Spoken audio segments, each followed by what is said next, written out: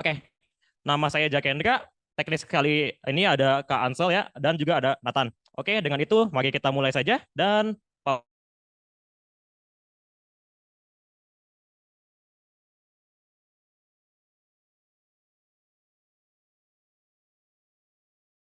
Bayu, waktu dan tempat dipersilakan.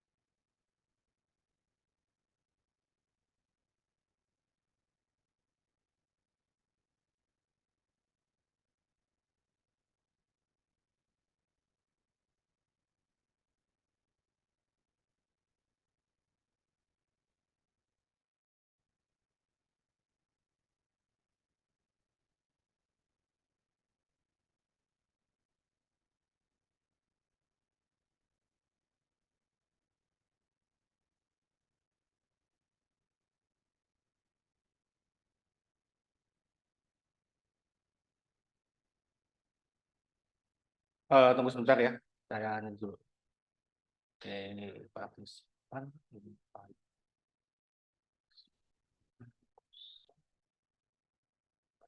Dua, ke 050.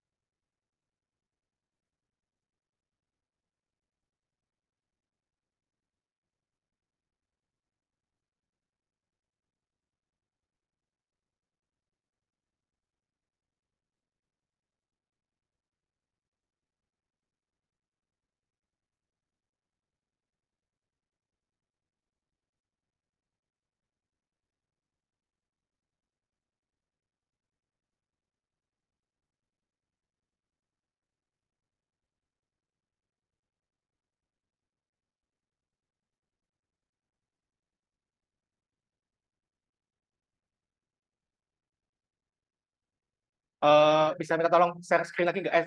Di co-host nggak saya? Tadi putus saya soalnya.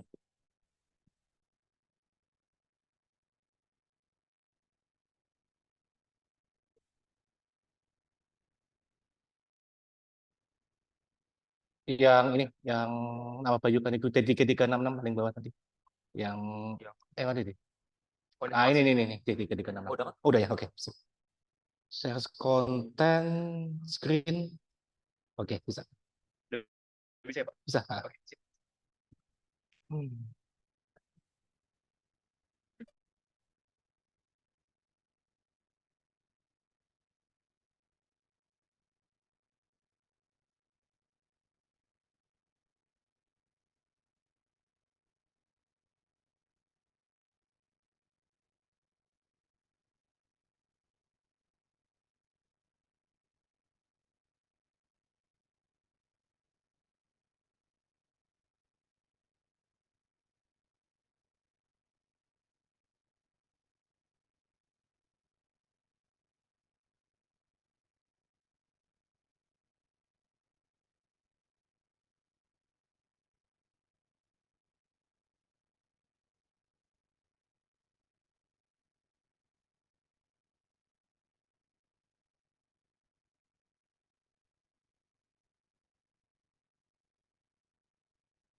Oke, ya, baik, selamat siang semuanya. Jadi sebelumnya saya Bayu Kanigoro ya, saya diberikan kesempatan ya untuk oleh HIMTI ya untuk mengisi responsi ya. Ini dalam hal ini adalah responsi sistem operating system ya dalam hal ini. Jadi mungkin saya akan sedikit memberikan apa namanya ya poin-poin yang akan kemungkinan keluar di ujian tengah semester nanti ya. Oke, mungkin yang perlu ketahui ya bahwa ujian tengah semester itu nanti itu kan akan ada dua model soal ya. Yang pertama adalah esai, dan kemudian ada yang namanya adalah kasus. Atau case ya, case atau kasus ya. Oke. Nah, di sini eh, sebentar. Nah, ini di sini bobotnya direncanakan memang masing-masing itu adalah 25% ya. 25%, 25%, sorry, bukan 25%. 50%, 50%, ya. 50%, 50%, ya. Oke, jadi di sini saya juga kurang tahu ya detail essay seperti apa, tapi saya cuma tahu dari sisi topiknya saja, ya. Cuma yang perlu kalian perhatikan nanti di dalam sistem operasi mata kuliah ujian sama operasi ini itu ada namanya adalah kode, ada pemrograman, ya. Di sini adalah di kasus, ya. Jadi biasanya seperti itu, ya. Nah, biasanya di dalam kasus itu ada dua model soal, ya. Yang pertama adalah soal, tadi saya bilang soal pemrograman. Yang kedua adalah soal simulasi, ya. Ya, seperti itu. Biasa di tes itu biasanya ada dua, misalnya model soalnya kalau nggak pemrograman atau simulasi, ya seperti itu. Ya. Nah, kalau pemrograman di sini itu kemungkinan itu dia akan modelnya itu adalah full coding, ya, full coding. Artinya gini, full coding itu adalah kalian nanti diberikan kasus, kemudian kalian jadi kayak model soal algoritma pemrograman. Ya, jadi bukan model fill in the blank, itu bukan, nggak seperti itu. Ya, dan ini nanti full codingnya itu adalah kita menggunakan adalah bahasa C. Ya, topiknya apa Pak yang keluar? Proses. Topiknya adalah proses. Ya, dan di sini nanti yang akan dinilai di dalam pemrograman ini itu adalah bagaimana kalian bisa mengimplementasikan konsep proses di dalam sisi user, ya. Kalian tahu kan proses kalau di Linux kan gunakan pakai fungsinya apa? For kan, ya. Nah, di sini kalian harus tahu cara makainya gimana, ya.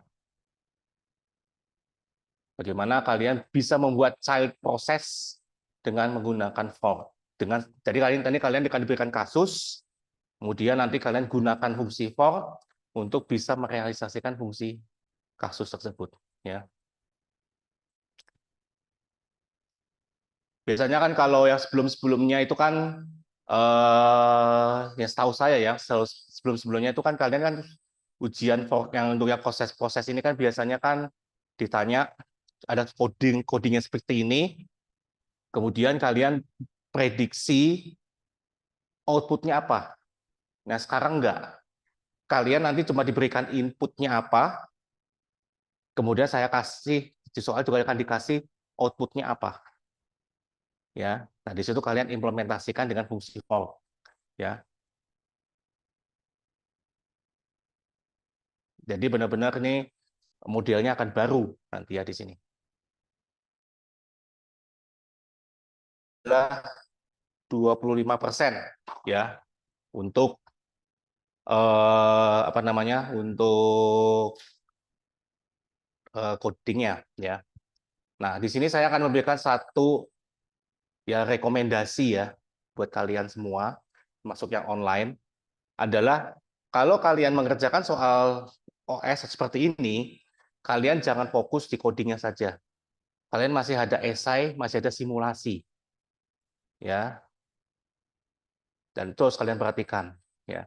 Karena gini, simulasi kan ini kan 25%, ya. Nah, simulasi kan kurang lebih 25%, ya. Simulasi ini adalah prosesor scheduling, ya. Ya, seperti itu. Ingat, waktu kalian adalah 100 menit, ya. Untuk harus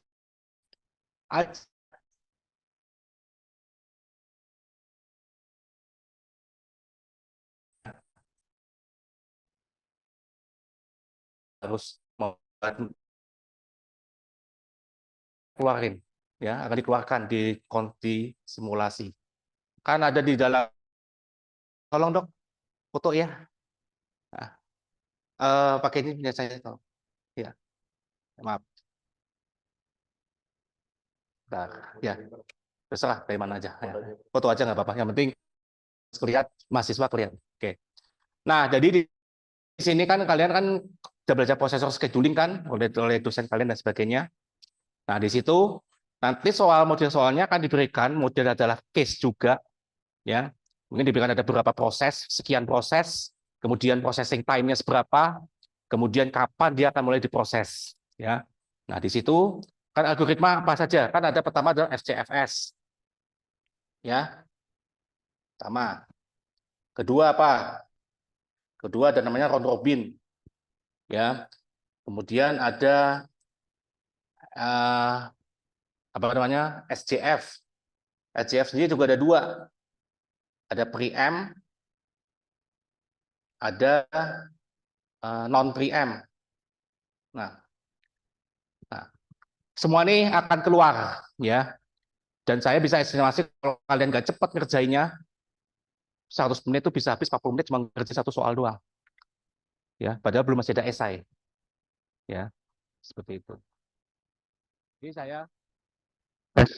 Jadi kalau saya bisa memberikan saran, ya kalian kerjakan dulu esai dan simulasi. Waktu kalian 100 menit, ya paling tidak 80 menit itu kalian fokus kerjain esai sama simulasi. Karena apa? Kalau kalian bisa kerjain semua itu dengan benar, dan meskipun kalian codingnya nggak sama sekali nggak kalian kerjakan, setidaknya kalian dapat 75 B. Ya, seperti itu. Jangan kalian fokus di coding 100 menit, kemudian yang lainnya nggak dikerjain. Ya, wassalam UTS kalian. Ya, seperti itu. Mendingan kalian fokus yang kemungkinan apa ya istilahnya ya jadi strategi ya. Strateginya adalah kalian itu bisa kerjakan ya minimal kalian bisa lulus lah seperti itu. Ya. Oke. Oh ya, satu lagi yang mau diperhatikan adalah jangan sampai ada yang susulan ya. Karena kalau yang susulan soalnya tambah susah. Soal susulan ya. Jadi make sure jangan sampai salah jadwal ujian ya. Kalau tidak salah ujian US itu adalah 3 November ya. Tolong cek schedule kalian ya, cek ujian OS kalian ya. Oke, HP saya tadi mana? Ya. Sudah ya? Belum? Sudah. Beberapa fotonya tadi. Nah, eh, maaf. Tadi ini ya. Oh, nggak apa-apa. Nggak apa-apa sih sebenarnya. Nggak apa-apa. Kemudian dari sana satu kali deh. Dari sana sebelah sana. Iya, oke nanti.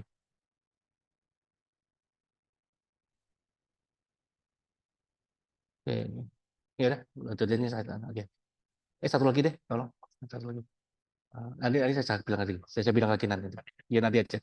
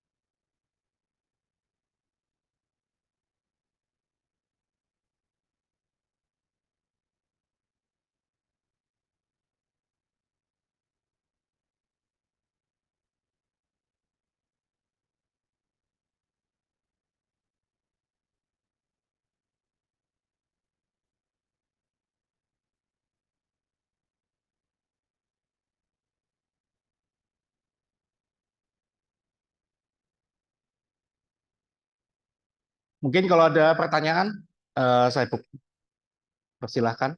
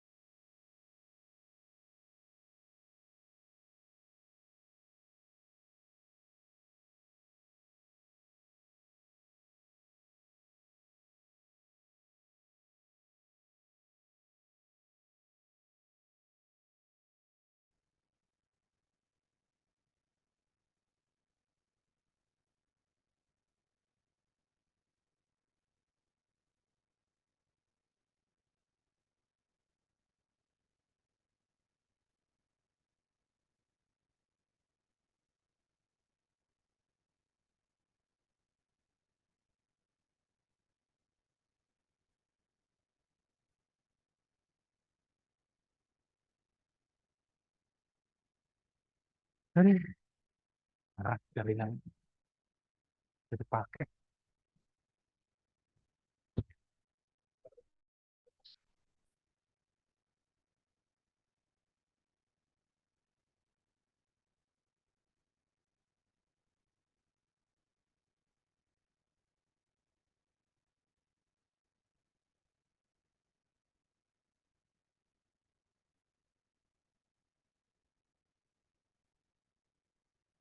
Oke, jadi ya, kita untuk kasus kan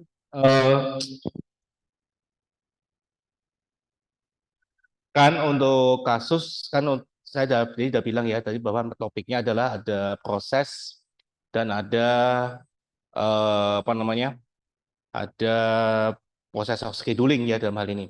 Kemudian topik yang biasa akan kemungkinan akan keluar nanti yang di ujian ya kemungkinan ya tapi saya nggak yakin akan keluar itu adalah yang pertama itu terkait dengan embedded OS ya mungkin akan keluar ya. Kemudian ada concurrency itu kalian pelajari ya concurrency. Kemudian basic element ya di dalam sistem komputer ya seperti apa itu kalian pelajari juga di babnya ada di situ. Kemudian architecture operating system ya apa namanya kan ada kalian kalau di bukunya Stalin kan ada beberapa ada Windows ada Linux ada Android nah itu kalian pelajari itu arsitekturnya ya di situ salah satu dari 3 itu kemungkinan akan keluar ya kalian pelajari ya seperti itu. Kemudian multiprosesor OS itu kemungkinan juga akan keluar ya. Saya nggak tahu persis yang mana tapi itu kemungkinan ya. Dan terakhir adalah thread ya. Dan di sini ESA itu mengambil komposisi adalah kurang lebih 25%, 50%. Jadi saya minta juga apa namanya kalian menjawabnya juga komprehensif ya. Jangan ya maksudnya singkat tapi tepat dalam hal ini ya seperti itu. Tadi saya lupa kan ujiannya adalah onsite close book ya close book tidak menggunakan tidak boleh ada jadi kita mengerjakannya pakai buku ujian ya jadi nggak boleh ada laptop nggak boleh ada HP dan sebagainya. Oke kita akan masuk ya ke dalam ini ya jadi ini adalah ada satu materi yang kemungkinan akan keluar di ujian ya, jadi ini terkait dengan adalah proses ya. Cuma karena kita akan masuk di dalam coding, ya, ini kan teorinya, ya tetap kalian harus pelajari teorinya, ya. Jangan hanya sekedar baca dari slide. Karena apa? Soal ujian itu akan diambil dari textbook, ya. Belum tentu ada di slide, ya. Jadi ada nanti apa namanya jawabannya itu justru adanya di textbook, ya. Jadi tolong diperhatikan. Jadi yang harus kalian pelajari itu adalah textbooknya, ya bukan dari slide-nya. Slide-nya itu hanya ringkasan ya sebenarnya, ya yang hanya menjelaskan materi dari topik tertentu di dalam materi sistem operasi. Oke, saya mungkin akan kalau teori kan ini kan ada kalian bisa baca sendiri ya untuk teori, ya. Cuma saya akan meng-highlight ya yang ini, ya. Jadi fungsi fork ini ya kalian kan jadi di sini kan ada kalian sudah tahu ya fungsi fork itu kan ketika dieksekusi itu akan membuat two identical copies of address space ya. Jadi fork itu memang jadi kemudian ketika fork itu dijalankan kan dia akan membuat satu proses tuh. Nah, itu akan langsung eksekusi setelahnya seperti itu. Dan sehingga antara parent and child dia akan bisa berjalan secara independen ya. Contoh codingnya ya. Jadi kalau parent dan child proses ya. Nah, sini kalau kita lihat di fork ini ya, itu nanti ketika jalan fork ini maka dia akan langsung misah mana yang parent, mana yang child. Yang child yang akan dieksekusi bila PID-nya adalah equal dengan 0 ya. Seperti itu. Nah, yang perlu dicatat adalah ketika kalian menggunakan for itu adalah bila parent-nya terminate, dalam hal ini dia bisa sudah selesai menyelesaikan tasknya, maka seluruh child yang dibuat di dalam parent tersebut juga akan terminate. Jadi misalnya dalam parent itu ada 10 child misalnya. parentnya sudah selesai, tapi yang childnya belum selesai, maka eh, kalian maka yang childnya itu pasti akan langsung terminate semua, ya. Nah, jadi di situ tadi maka kalian harus bilang ke parent bahwa parent itu harus menunggu sampai seluruh proses di dalam childnya itu selesai, ya, seperti itu. Oke. Nah, kalau di sini kalau kalian lihat di dalam gambar ini, itu kan berarti kan ketika fork itu dieksekusi, berarti dia akan masuk misah menjadi dua. Satu yang parent dan satu yang child. Jadi yang PID yang sebelah kiri dia akan menjalankan yang parent proses, sedangkan yang sebelah kanan maka dia akan menjalankan child proses, ya. Dan ini dijalankan secara bareng, ya. Di soal ujian saya belum bicara komunikasi, ya. Jadi kita asumsikan bahwa semuanya itu adalah independen. Jadi tidak ada ketergantungan antara satu dan lainnya, ya. Jadi lebih sederhana harusnya. Ya, tapi kalau kita ada bicara komunikasi antar proses, nah itu lain lagi masalahnya, ya. Karena ada dibahas di bagian yang di beberapa itu ada, ya. Oke, jadi yang perlu kalian perhatikan, nah ini adalah coding yang digunakan. Jadi kita gunakan adalah bahasa C. Jadi tolong kalian review lagi coding C kalian, ya. Termasuk bagaimana menulis coding yang baik, ya. Jangan coding yang menurut saya jelek adalah kalian nulisnya semuanya rapat kiri, ya. Itu paling nggak bisa, susah dilihat dalam hal ini, ya, karena misalnya ini semua sejajar semua dengan kurung kurawal ini, itu kan berarti kan apa namanya, eh, kalian sudah tahu kan harusnya kurung kurawal ini kan memperlihatkan adalah blok kan. Nah, itu harus kalian, saya pada kurung kurawal kalian buat satu indent ke dalam sedikit supaya bisa mudah dibaca, ya, seperti itu. Oke, jadi ini adalah contoh dari penggunaan fork, ya. Jadi terserah apa ini terlihat di sini. Jadi nanti kalau yang ini nanti ketika dieksekusi, maka yang parent code sama child code itu akan jalan bareng, ya, seperti itu. Ini akan menjalankan dua buah proses, ya, seperti itu secara berbarengan. Oke, itu saja ya. Kalau untuk yang proses kurang lebih seperti ini, ya. Jadi untuk sampai sini ada pertanyaan untuk codingnya. Jadi apa namanya, ya, kalau bisa jangan lupa titik koma, ya.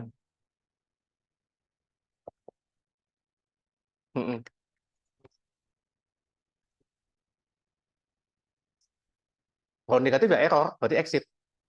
Berarti fail. Ya, ada lagi? Oh ya, ini dia DNA. Kalau forknya returnnya adalah negatif, berarti error. Ya, berarti forknya itu berarti fail. Berarti fungsi seperti itu.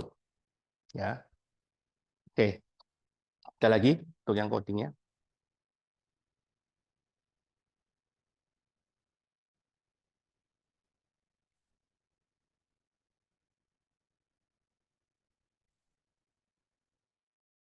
Kan ada lihat nih di dalam codingnya nih. If red file equal dengan -1 nama hasilnya negatif, hasilnya adalah kita anggap forknya adalah failed, ya. Tapi kalau apa namanya, kalau misalnya nggak error, maka dia akan menjalankan parent prosesnya, ya. Oke.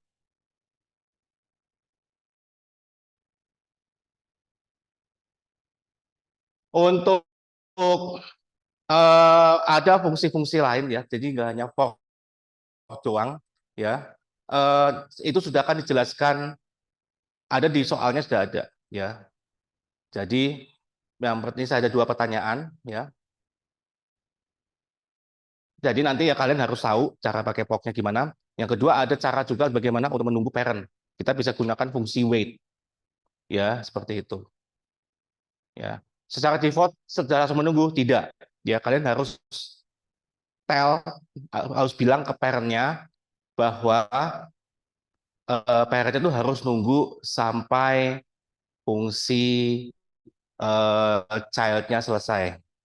Ya, kita bisa gunakan wait di sini, ya. fungsi weight. Seperti itu. Oke, ini 2 pertanyaan.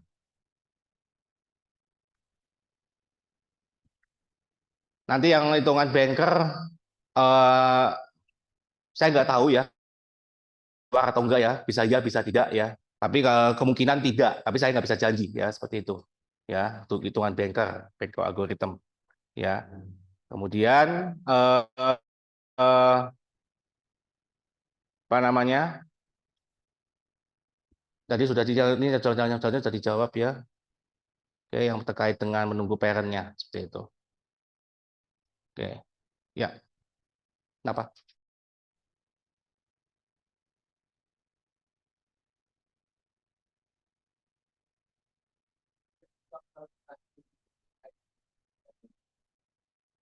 Kemungkinan ya, ya,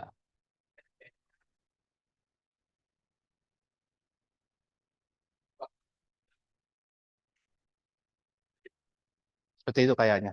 Ya, jadi kamu harus tahu PID berapa ya di sininya. Jadi PID kan caranya chat proses berapa kan?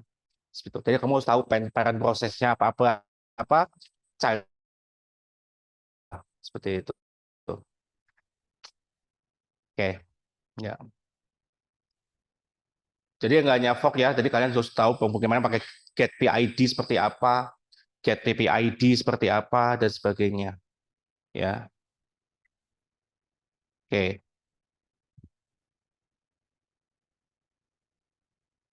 PID itu suka-sukanya OS. Ya, ini ada pertanyaan PID itu random atau tidak? Saya bilang suka-sukanya OS. Ya, jadi yang misal nanti kalau di outputnya PID-nya sekian, ya belum tentu sekian. Karena apa? Yang tentukan PID itu adalah OS. Dan pasti angkanya itu adalah sesuai yang diberikan oleh OS-nya. Seperti itu. Ya. Jadi dibilang apakah ada cara menentukannya? Tidak ada. Itu semua tergantung dari OS-nya. Ya, seperti itu. Oke. Ya, apa?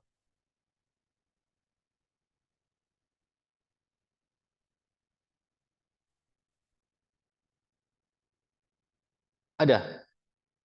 Kan ada tuh ditulis include unestd .h, ada di situ. Standard lib dan ada semua. Ya. Mungkin kalian tidak perlu menghafal include ya, karena sudah saya kayak sudah akan ada di soalnya include-nya. Jadi kalian nggak perlu menghafal include-nya. Ya, jadi nggak perlu, tapi kalian harus tahu cara menaruh include-nya di mana. Ya, seperti itu. Untuk yang hal-hal yang sifatnya kayak apa namanya kayak ada pun fungsi harus ada pun juga akan ditulis yang harus ada di. Cuma saya ya, jadi harus tahu bagaimana kalian menggunakan typecasting, bagaimana kemudian eh, kemudian apa namanya ya mungkin pointer enggak ya, tapi saya kalian harus tahu bagaimana caranya ya coding yang benar ya seperti itu. Oke, ini menurut saya juga ada yang kurang pas di dalam coding yang kalian lihat di slide ini, khususnya di bagian yang ini printf ini. Printf child process ID %d get PID.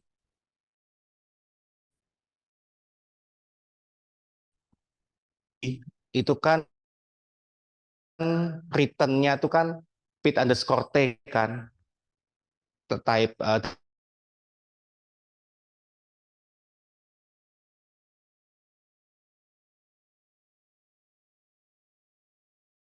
sedangkan persendik kan integer ya.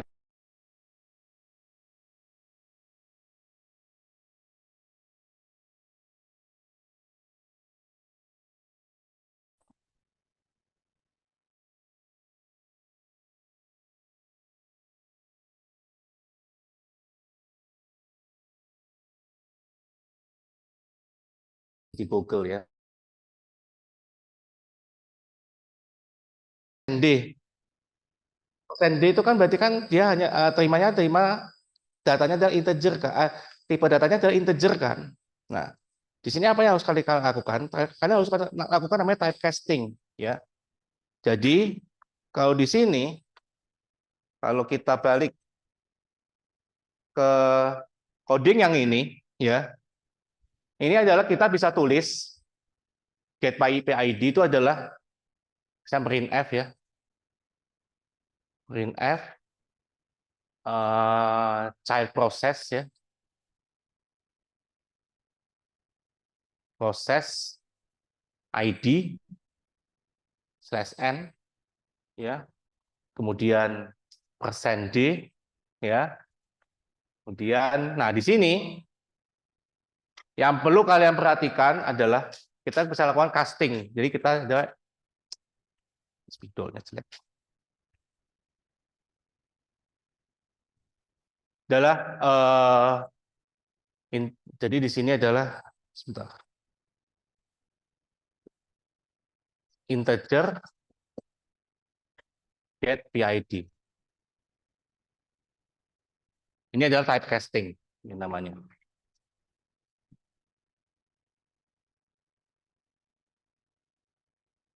Nah, seperti ini. Jadi tolong diperhatikan.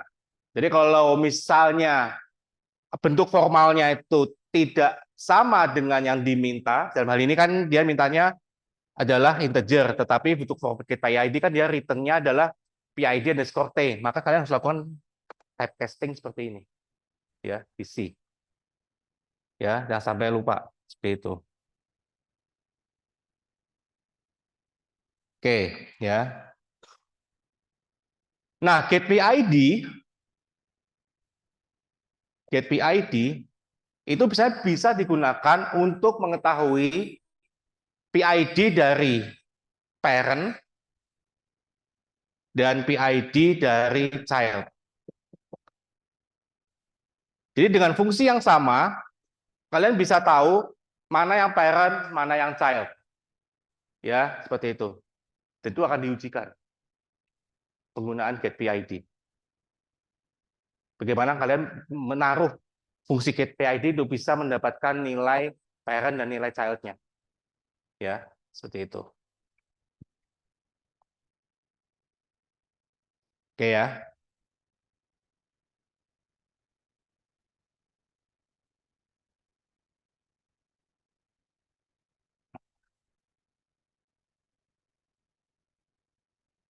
Ada pertanyaan lagi sampai sini?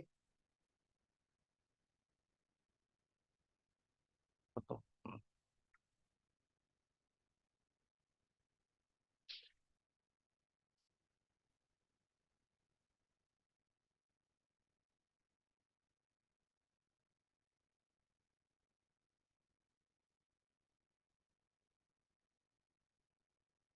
Ini sama aja. Misalnya kalau saya tulis seperti ini kan bisa integer readval, sama aja kan? Iya kan? Untuk deklarasi variabel. Ayo, jangan sampai lupa deklarasi variabel di C. Ya, kalian sudah belajar di semester 1. Bagaimana melakukan deklarasi variabel dengan menggunakan bahasa C. Ini paling basic loh ya. Seperti itu ya. Sama aja mau pakai PID underscore T. Misalnya PID underscore T readval. Ya. Nah, di sini kalau saya rubah, kalau misalnya saya minta yang itu jadikan integer, ya udah typecasting aja. Dari PID T readval menjadi integer readval sama seperti yang tadi. Seperti ini. Oke ya. Dan ini yang perlu kalian perhatikan adalah dari dua ini. Ya.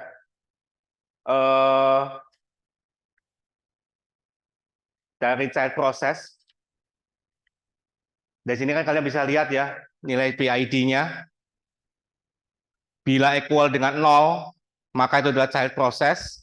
Tetapi kalau nggak equal dengan 0, atau else, itu adalah parent process. Ya, seperti itu. Soalnya sudah saya uji, sudah saya tes ya langsung dengan menggunakan Linux. Ya. Dan itu hanya satu jalan yang bisa mengeluarkan output yang sampai saya ketahui ya cuma ada one way untuk bisa mengetahui apa namanya bisa mengeluarkan output yang diminta seperti itu. Ya, hmm, tetap sama, nggak berubah. Pasti pas tetap nol, enggak. Namanya enggak. Dia kalau misalnya ada 10 ya dia akan buat prosesnya nomor sekian, nomor sekian, nomor sekian, nomor sekian. Seperti itu. Seperti itu. Bisa itu kok. Bisa. Ya.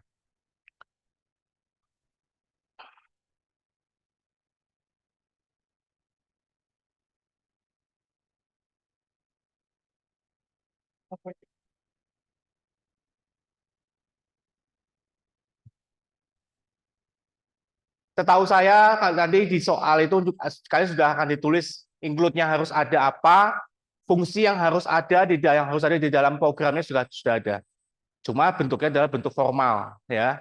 Jadi kalian harus typecasting ya untuk bisa membuat codingnya. Oke, kalau tidak ada, saya cek dulu ada pertanyaan lagi kayaknya.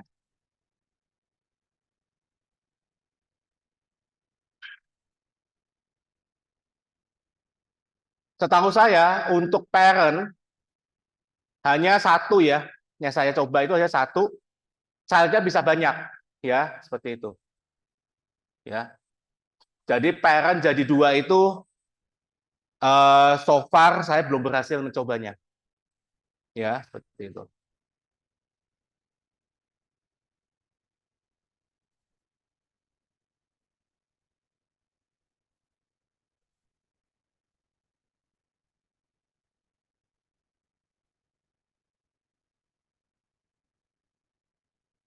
Dah, makasih ya.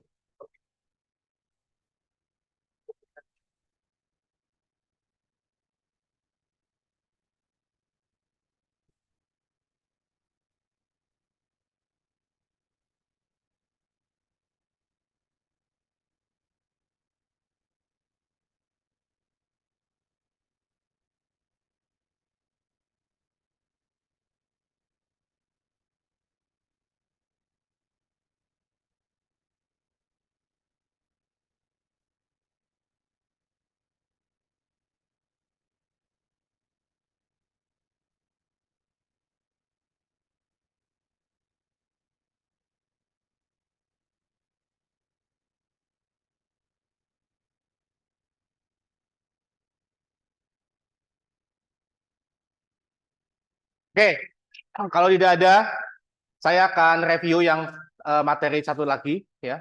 Spesial ada pertanyaan nggak untuk yang coding? Nggak ada ya? Boleh, udah. Tak, tak, tak. Tenang, toh. Ya, kenapa? Bentar, bentar. Hmm. Hmm.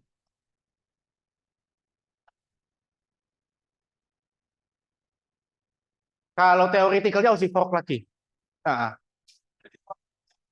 hmm. Jadi ya fork, fork, fork, fork, fork, fork sesuai dengan jumlah fork, dengan side-nya. Ya, ada lagi? Ya,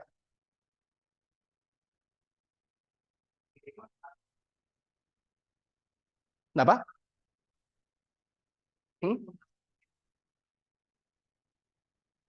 Uh, teoretikalnya iya. Jadi misalnya kalau saya gambar seperti ini, ya.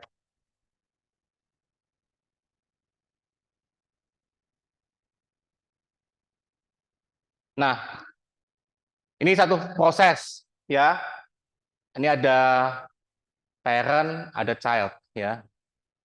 Nanti kalau kita misalnya ini proses ya, proses. Nah, misalnya kalau kita fork lagi, nah ini misalnya kalau theoretical nanti ada di sini lagi sih, parent, child. Seperti ini. Theoreticalnya seperti ini. Ya. Cuma kalau berdasarkan pengalaman decoding saya, parentnya di sini biasanya agak susah saya jadi anunya. Jadi biasanya ya saya sih melihatnya ya setiap ini child ya dia akan bikin child, bikin child, bikin child terus. Ya kalau saya kalau memang kalau tentu terjadi multi proses ya seperti itu. Ini parent sorry. Jadi kalau buatnya seperti ini.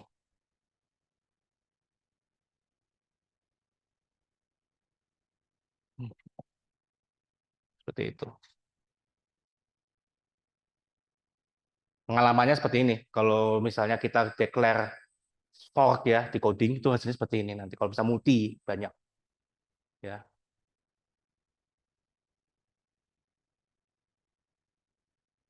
Dan saya coba dua multi child sama multi parent. Kalau multi child bisa, tapi multi parent ini saya belum nemu caranya gimana. Ya, seperti itu. Karena kalau kita menggunakan teori yang ini kan pasti kan ada multi parent dong, ya kan? Tapi itu kalau multi parent saya belum nemu caranya. Tapi kalau multi child itu sudah proven bisa. Ya, saya coba di coding bisa di itu.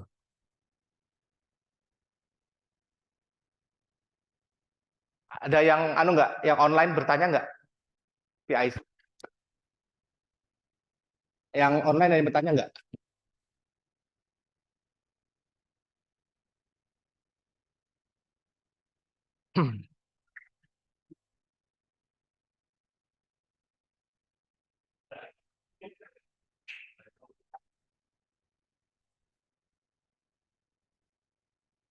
Oke, silakan. Ada tuh kayaknya.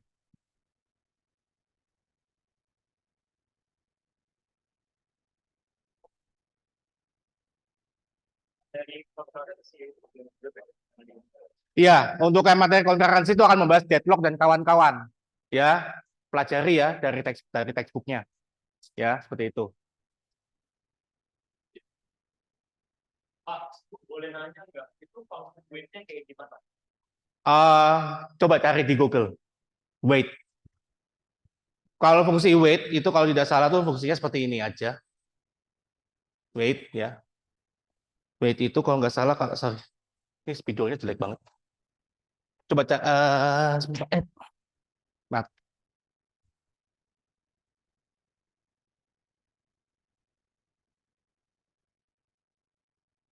Oke, weight.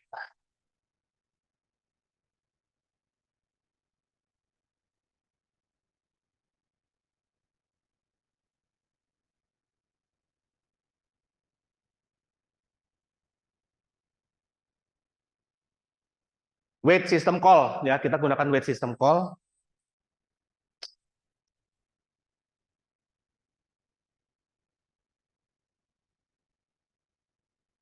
Nah ini,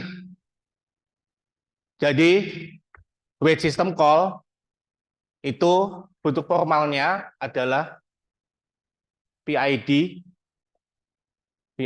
underscore T, oh sorry, weight ya,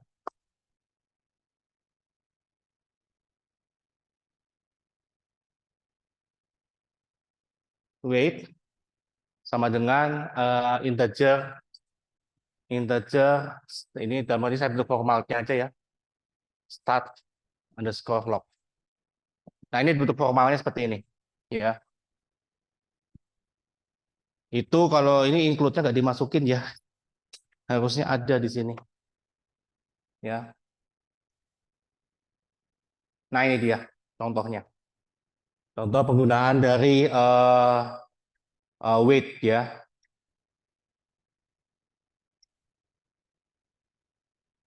itu.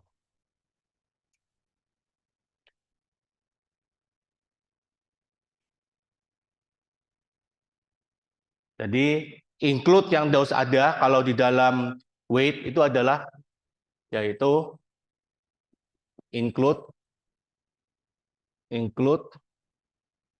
uh, this slash weight.h ya. Oke. Nah, ini adalah intinya ya untuk apa namanya? Untuk include-nya untuk yang fungsi weight gitu.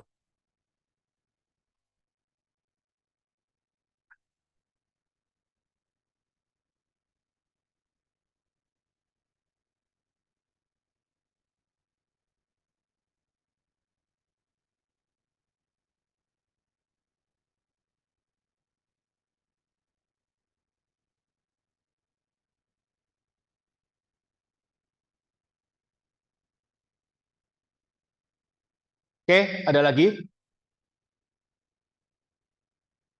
untuk yang fungsi weight.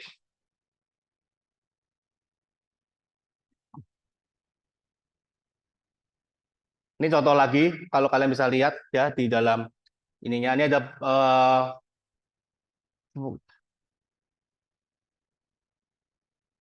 nah ini nanti. Nah di sini ada fungsi weight-nya di sini. Ini artinya dia memerintahkan parent untuk menunggu sampai child-nya selesai. Ya, kalau child-nya sudah selesai, maka dia akan menampilkan ini, kemudian baru dia akan mengeksekusi, parent-nya akan mengeksekusi yang ini. Ya, jadi gini, dia wait di sini. Kan ini kan jalan bareng, ya, jalan bareng kan. Jadi di sini nanti kalau ternyata child prosesnya sudah terminate, muncul di sini, maka ininya akan dieksekusi, ya, seperti itu. Pokoknya fungsi wait di sini adalah dia akan menunggu semua child. Jadi di sini fungsi wait itu akan memerintahkan parent untuk menunggu sampai semua child-nya selesai. Ya, mau child-nya ada 100, 200 pun, kalau sampai semuanya selesai, baru parent-nya terminate. Nah, itu kuncinya dari fungsi wait di sini. Ya. Nah, ini contoh outputnya seperti ini. Ya.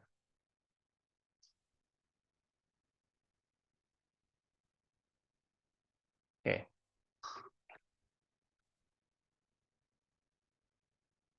Oke. Sepertinya kita bahas coding doang, waktunya udah mau habis. Ya. Jadi mungkin yang perlu saya tambahkan lagi, usahakan kalian kerjakan ujiannya sebaik mungkin ya. Jadi jangan sampai apa namanya, ya jangan sampai kosong lah itunya. Apa namanya? Jangan, khususnya yang esai sama simulasi itu jangan sampai kosong ya. Karena kalau kosong sayang ya. Mending kalian codingnya kosong dibandingkan kalian kosongin simulasi sama esai ya. Oke. Nah, kemudian saya mau ingin garis bawahi yang ini ya, yang buat apa namanya, yang buat ininya. Saya freeze dulu aja ya. Saya freeze dulu. Bentar.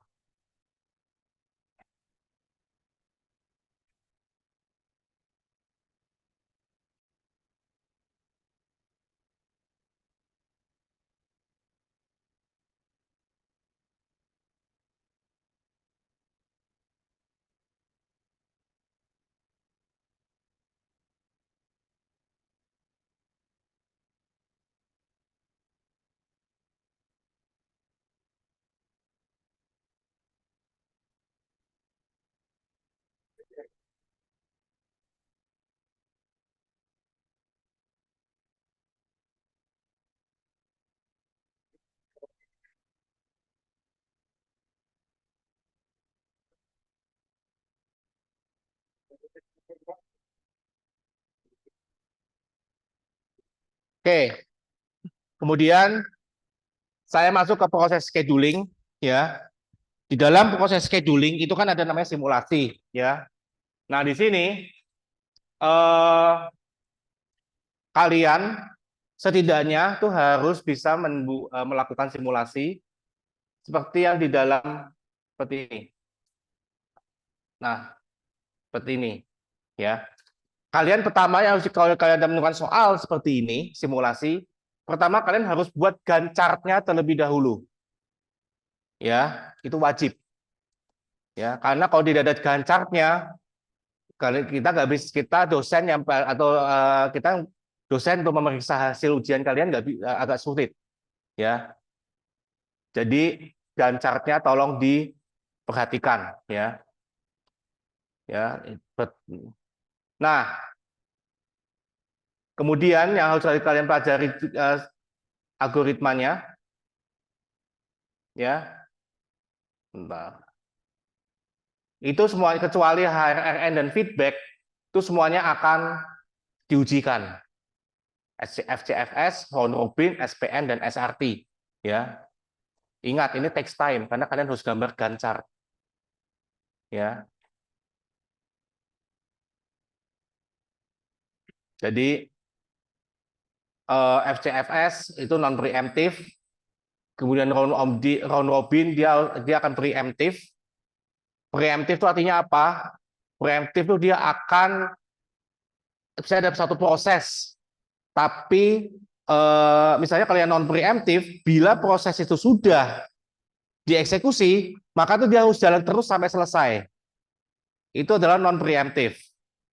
Tapi kalau yang preemptive, misalnya kasusnya dalam round robin dengan quantum time tertentu, maka bila proses itu ternyata sudah melewati quantum time tertentu, maka OS akan mensuspend proses tersebut, kemudian dipindahkan ke queue, kemudian nanti dia lanjutkan ke proses berikutnya di dalam antrian.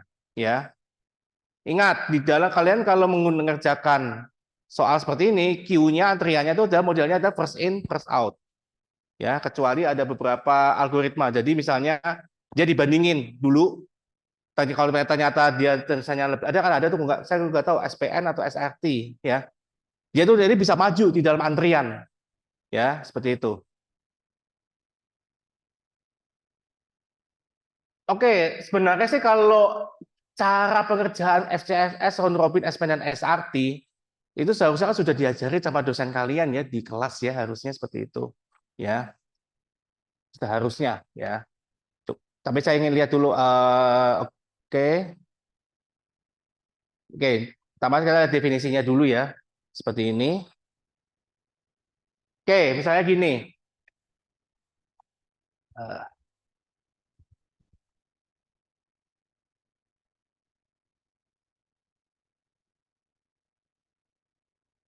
Kalau FCFS kan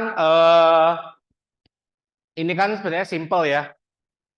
Ini saya burst time itu ada proses time ya sebenarnya seperti itu. Nah, misalnya kita ada 3 buah proses ya, adalah P1, P2 dan P3. Dan sedangkan proses time-nya, kalau di sini ada burst time-nya adalah 24, 3 dan 3 ya unit time ya. Nah, di sini kita asumsikan dalam soal ya. Diasumsikannya adalah P1, P2 dan 3 itu datangnya secara berurutan ya. Tergantung soalnya, karena soalnya belum tentu keluarnya seperti ini ya. Kalian harus baca dulu soalnya ya. Nah, kalian pertama harus gambar Gantt chart-nya terlebih dahulu seperti ini. Pertama, kan dari time 0 ya. Time 0, karena in order P1, P2, P3, berarti yang jalan pertama kan P1 dulu. Kan P1 dulu. Nah, FCFS itu kan non preemptive. Berarti bila ada proses yang sudah masuk, maka tidak bisa disuspend. Dia harus dijalankan sampai selesai. Ya, jadi P1 sampai dengan yaitu sampai 24. Ya, sesuai dengan proses time-nya. Burst time ya kalau ditulis di situ. Kemudian kita masuk P2. Ya, P2 berapa? P2 di sini kan kita asumsikan in order P1, P2, P3. Cuma nanti kalau ada arrival time, nah itu lain lagi kasusnya. Ya. Itu bisa juga diujikan. Nah, itu kalian harus pikirkan caranya ya. Ini asumsinya adalah in order ya, P1, P2 dan P3 ya. Nah, di sini kita langsung masuk P2. P2 apa? 3 kan? Berarti kan dia akan selesai di waktu yang ke-27. Ya. Kemudian baru masuk P3. P3 selesai di waktu yang ke-30, ya. Seperti itu.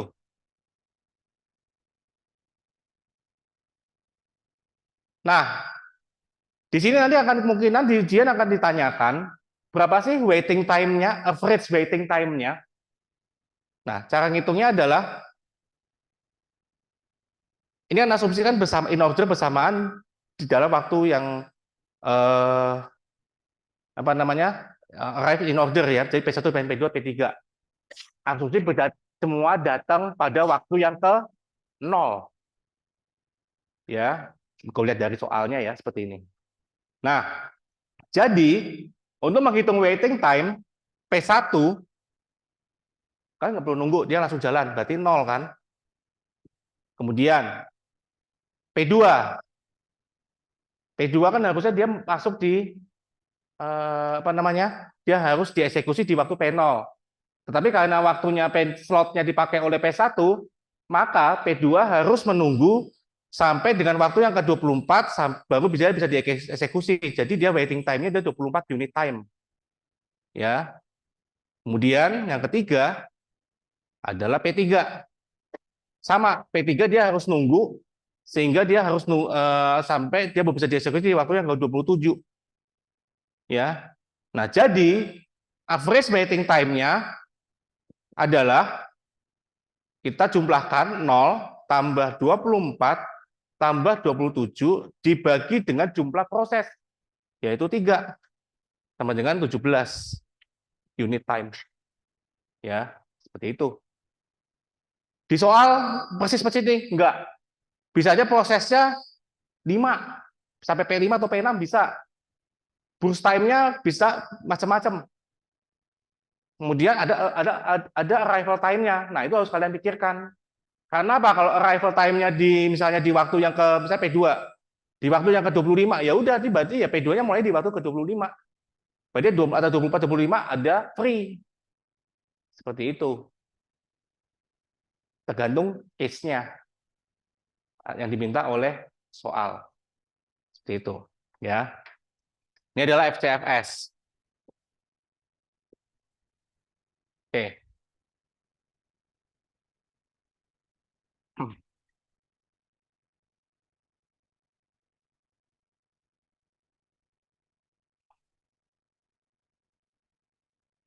Nah, ini sekarang adalah kita gunakan adalah SPN atau SJF non preemptive, ya.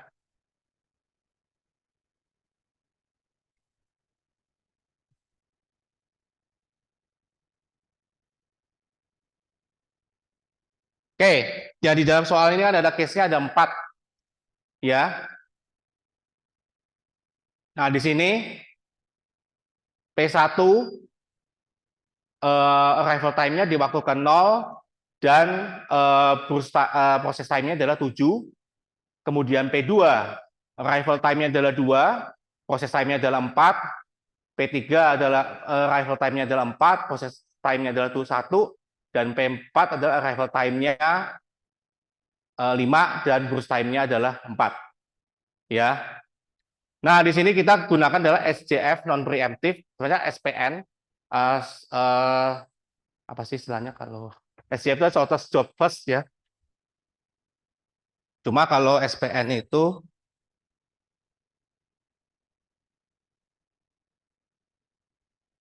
shortest process next, ya.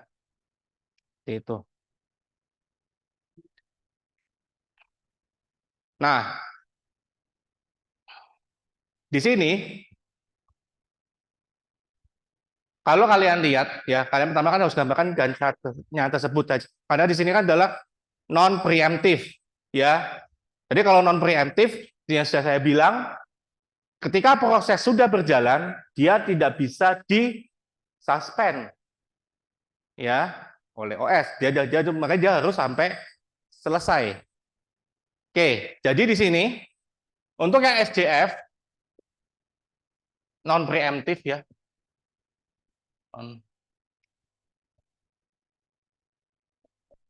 atau kita slash adalah SPN ya, shortest process next. Nah, di sini misal ini sini ada Gantt chart ya. Misalnya dari waktu ke 0 ya. Ini ada P1 ya. Kemudian di waktu kan P1 kan 7, dia belum bisa selesai kan sampai sini. Ya. Nah, antrian yang sudah masuk ke dalam di sini adalah P2 yang masuk di sini ya. Di waktu ke-7 tuh yang sudah masuk proses yang sudah masuk dan menunggu untuk dieksekusi adalah P2. Kemudian ada P3, kemudian ada 2, ke-4, ke-5 ya, 2, 4, 5 dan P5. Oke. Nah, di sini kan kita harus lihat dulu dari P2, P3 dan P5 mana yang proses time-nya paling kecil. P3 kan? Nah, kalau P3 karena P3 paling kecil di antara P2 dan P4, maka P3 naik ke atas antriannya, P2 turun ke bawah. Jadi yang dieksekusi terlebih dahulu setelah P1 selesai adalah P3. Menjadi yaitu 8 dalam hal ini. Ya. Nah, kemudian P3 selesai dong. Jadi kan di sini yang masuk di nomor 8 adalah tinggal P2 dan P5 ya. Nah, karena ini adalah proses time-nya adalah sama, maka ya kita eksekusi aja P2 terlebih dahulu kan sesuai antriannya yaitu P2 sampai dengan waktu yang ke-12. Kemudian ditutup dengan P4 atau P5 sih.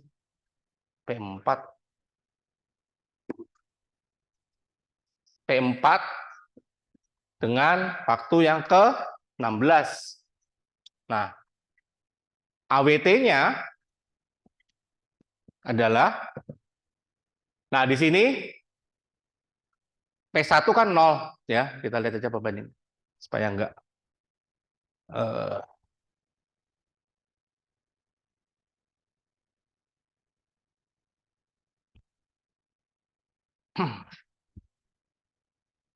P1 kan nggak nunggu, berarti kan 0 dong. P1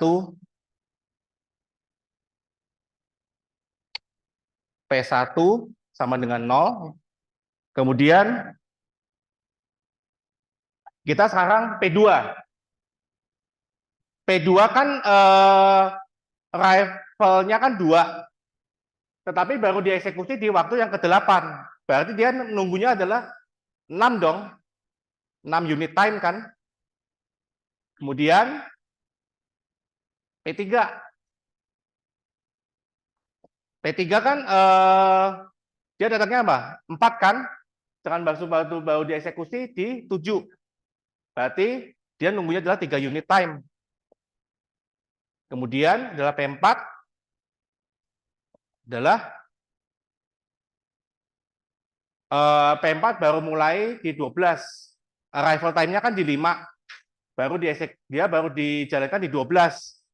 Berarti 7 kan? 7 ya. Nah, dari sini maka AWT-nya adalah yaitu 0 ditambah 6 tambah 3 ditambah 7 dibagi dengan jumlah prosesnya adalah berapa nih? 4 kan? Nah, berarti rata-ratanya adalah 4 unit time. Seperti itu. Ya, ini adalah untuk yang SPN.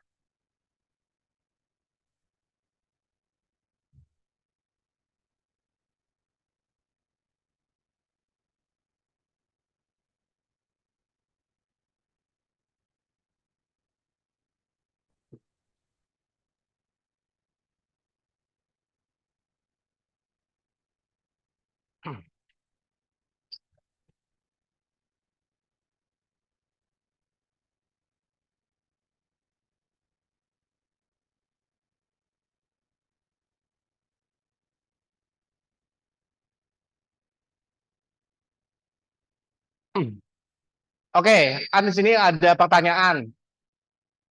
Kalau misalnya ada FCFS yang ada arrival time-nya, buat PR kalian ya.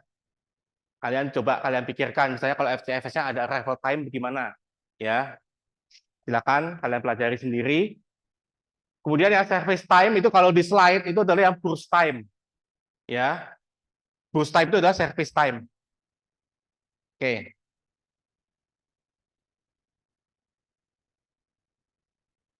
Oke. Nah, ini selanjutnya adalah shortest remaining time.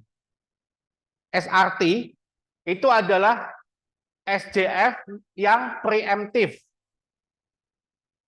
Jadi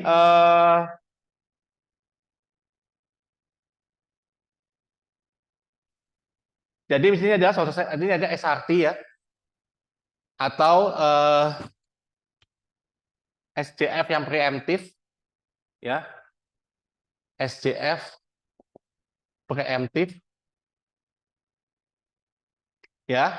Nah di sini kan kita dapat dua proses, ya, di mana arrival time-nya ada P1, arrival time-nya 0, service time-nya atau burst time-nya adalah 7, kemudian P2, arrival time-nya adalah 2, dan burst time-nya adalah service time-nya atau burst time-nya adalah 4. Kemudian P3, arrival time-nya adalah 4, service time-nya adalah 1. Sedangkan P4, arrival time-nya adalah 5, dan service time-nya adalah 4. Ya. Nah, di sini kita bisa mulai buat dulu Gantt chart-nya. Dari, aduh, spidolnya habis. Spidolnya habis, selesai deh perkuliahan kita.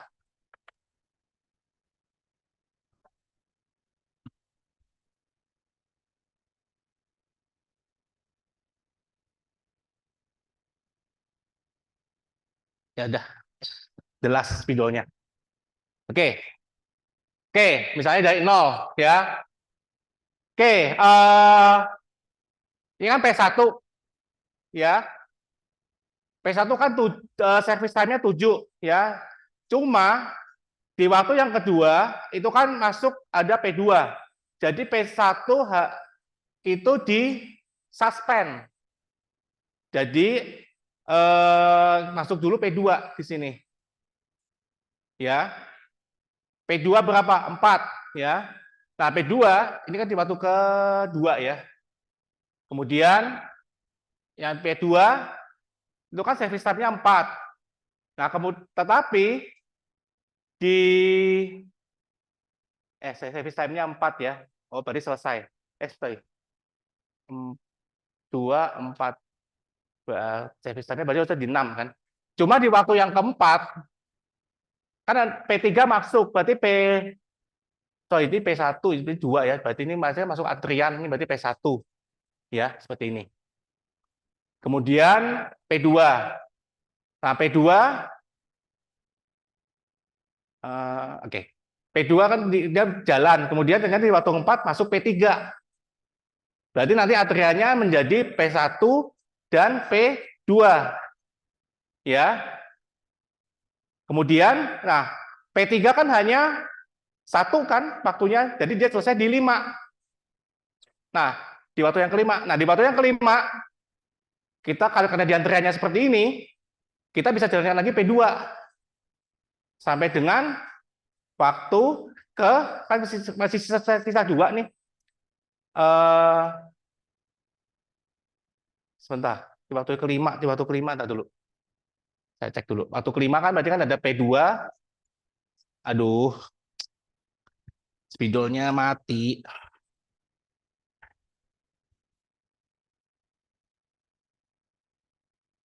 Lihat. Ada di waktu kelima itu nanti ada P3 selesai ya, ada P2, ada P1 kan, ada P4, kalau kita lihat antriannya seperti ini, itu ada P4, P2, dan P1, ya, seperti ini. Nah, di sini kan kita P4 itu kan 4, P2 itu sisa 2, sedangkan P1 masih sisa 5 kan? Ya kan?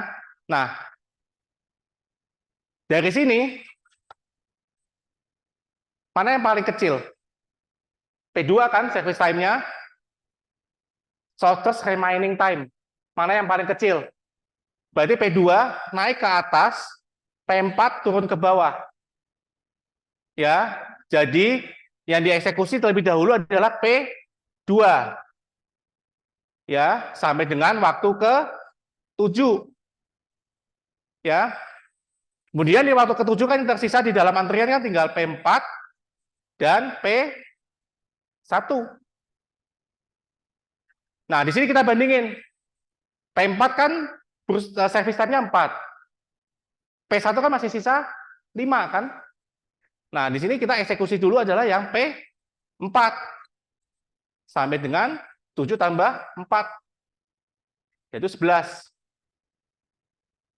Kemudian setelah itu kan tinggal P1 kan? Ya udah P1 pakai semua sisanya sampai ke waktu ke-16.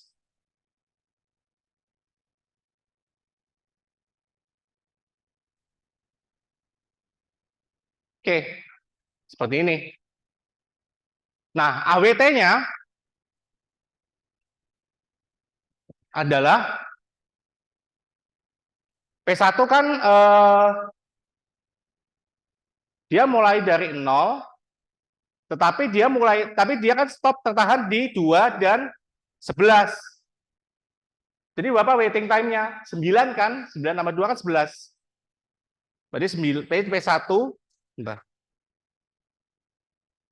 P1 adalah 9, kemudian P2. P2 kan dia itu menunggu di sini aja kan? 4 dan 5. Berarti waiting time-nya adalah 1.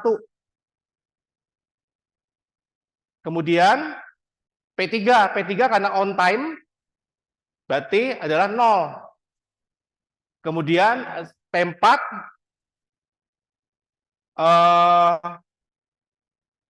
P4 itu kan dia jalan di 7 tapi dia arrival time-nya di 2. Berarti dia waiting-nya dia 2 unit time ya. Seperti itu ya. Nah, di sini maka kita bisa hitung adalah AWT-nya adalah 0 ditambah 1 kok 0 tambah 1. 9 ditambah 1 tambah 0 tambah 2 dibagi jumlah proses yaitu 4. Jadi hasilnya adalah 3. Seperti itu.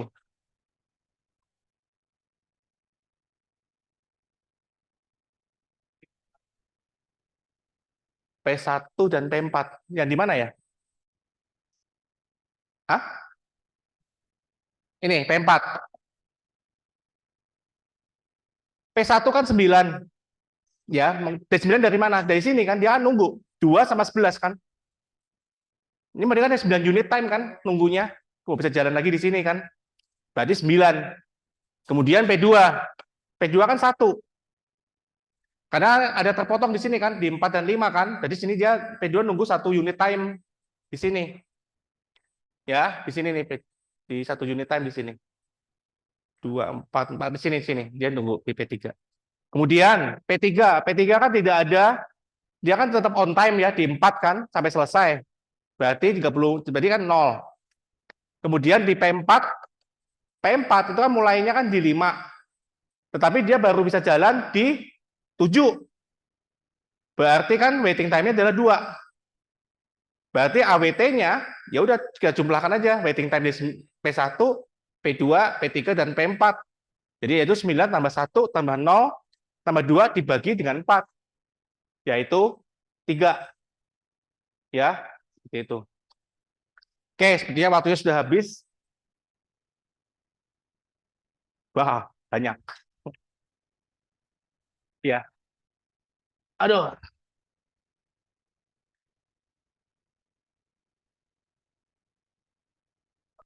Mulai dari mana? Mulai dari mana nih? Bentar. Coba tadi saya ingat naik lagi Pak. Ini kan yang sebelumnya. Ini tadi udah dijawab sama orang sih. Kalau Bapak mau jelasin lagi. Nggak usah.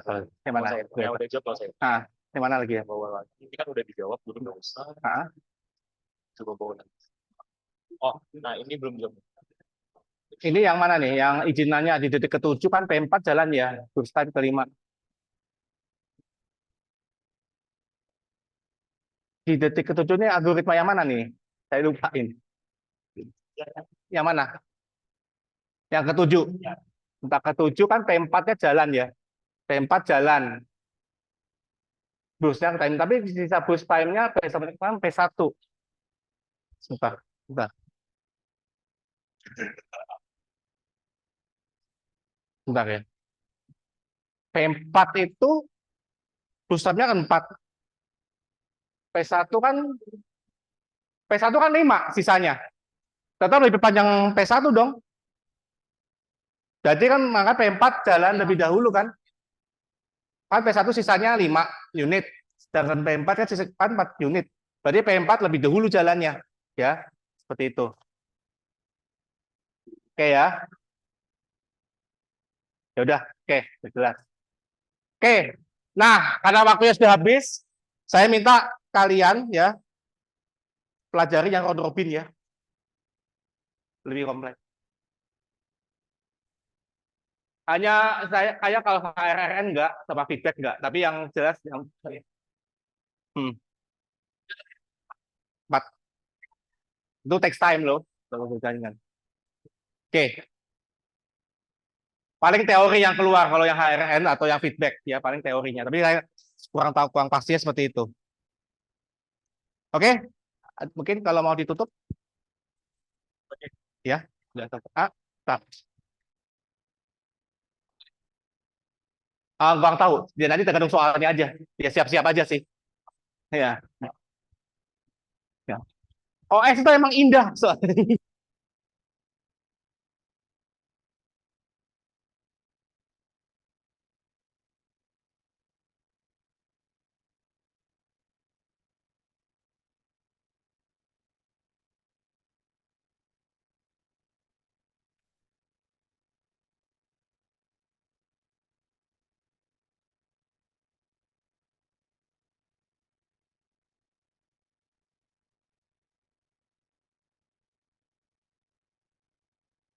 Oke, udah selesai ya teman-teman.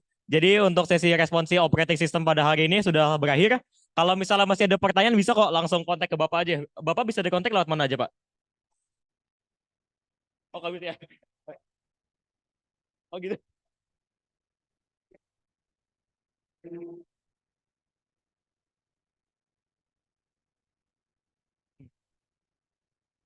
Hmm. Jadi kalau mau ngomong harus belajar sendiri ya, Pak?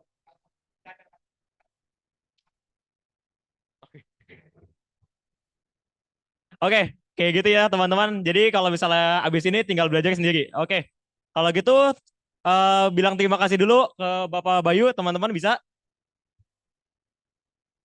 Oke, dah selesai.